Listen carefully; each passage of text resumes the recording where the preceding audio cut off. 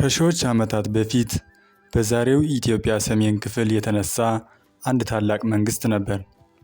አክሱም ከሮም እስከ ህንድ ድረስ ንግድን ያገናኘች፣ ህዝቦችን ያቀራረበች፣ ወርቅ፣ ዕጣንና ባህላዊ ሀብቶች በዓለም ገበያ ላይ ስሟን ያስጠሩት ነበር።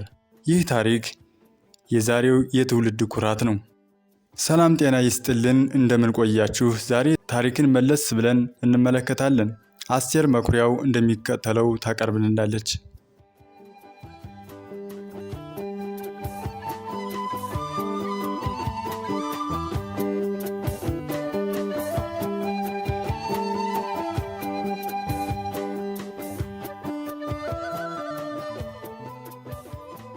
አክሱም ዓለምን ያገናኘው የንግድና የዘር መገናኛ መንግስት። በአንድ ወቅት በአፍሪካ ምድር ላይ ዓለምን የሚያገናኝ ኃያል መንግስት ነበር። የዕጣን ሽታ በንፋስ ሲበተን መርከቦች ወርቅና ንግድ ዕቃዎችን ይሸከሙ ነበር። ነገር ግን እነዚህ መርከቦች ዕቃ ብቻ አልያዙም፣ ሰዎችን፣ ባህሎችንና ታሪኮችንም ያጓጉዙ ነበር። ይህ ታሪክ የንግድ ብቻ ሳይሆን የዘርና የባህል መቀላቀል ታሪክ ነበር። አክሱም በአንድ ወቅት ከዓለም አራቱ ኃያላን መንግስታት አንዱ እንደነበረ ታሪካዊ ማስረጃዎች ያመለክታሉ። ከሮማን ኢምፓየር እስከ ኢንዲያ ድረስ የሚዘረጉ የንግድ መንገዶችን በመቆጣጠር አክሱም የአፍሪካ ዋና የንግድ ማዕከል ነበረች።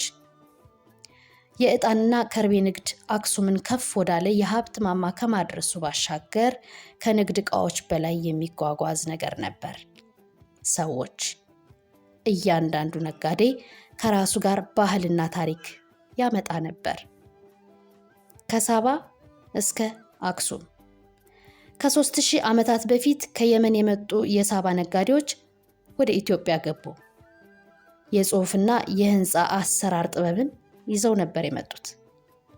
ከአካባቢው ህዝብ ጋር በመቀላቀል አዲስ የመንግስት መሰረት ተገነባ። የአባይ ወንዝና የዘረመል ግንኙነት። የአባይ ወንዝ ይጓዝ በነበረበት ዘመን ውሃን ብቻ አልነበረም የሚወስደው፣ ታሪክንም ጭምር እንጂ።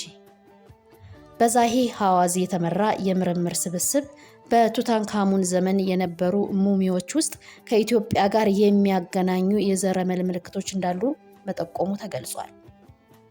ይህም ግንኙነት በንግድ ብቻ ሳይሆን በህዝቦች መቀላቀል ደረጃ እንኳን እንደነበር ይጠቁማል። የህንድ ውቅያኖስ መስመር። በኢትዮጵያ ውስጥ የሚገኙ ከኢንዲያ የመጡ የዘር ሐረግ ምልክቶች ቀጥታ የህንድ ውቅያኖስ ንግድ መስመር እንዳለ ያመላክታሉ ተብሏል። ይህ መስመር ዕቃ ብቻ ሳይሆን ሰዎችንም አጓጉዟል። በ12ኛው መቶ ክፍለ ዘመን በላሊበላ የተቀረጹ የድንጋይ ቤተክርስቲያናት አዲስ ኢየሩሳሌምን ለመፍጠር የተደረገ ሙከራ እንደነበር ታሪክ ያመለክታል። ከግብፅ ኮፕቲክ፣ ከአሜሪካና ከአውሮፓ የመጡ ሰዎች ተሳትፈዋል የሚል እምነት አለ። ታሪክ በደም ውስጥ።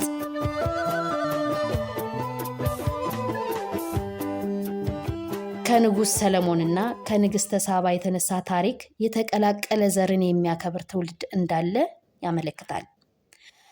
አክሱም ሐውልት ላይ ፀሐይ ስትጠልቅ የሚታየው ምስል ክብርን ያስታውሳል።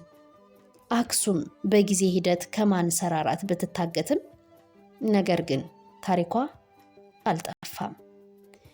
ኢትዮጵያ ንግድ ብቻ አልተቀበለችም፣ ዓለሙን ወደ ውስጡ አስገባችው።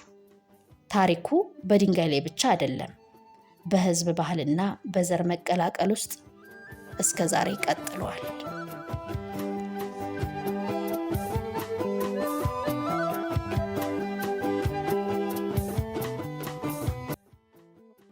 አክሱም የድንጋይ ሐውልት ብቻ አልነበረችም፣ የዓለም መገናኛ ታሪክ ናት።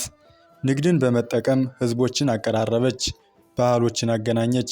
ዛሬም ታሪኳ እኛን ወደፊት እንድንራመድ ያስተምረናል። አክሱም ያለፈው ክብር፣ የዛሬው መሰረት ናት። አስቴር መኩሪያውና አለምነው ጣሰው አብረናችሁ ነበርን። ስለነበረን ቆይታ እናመሰግናለን።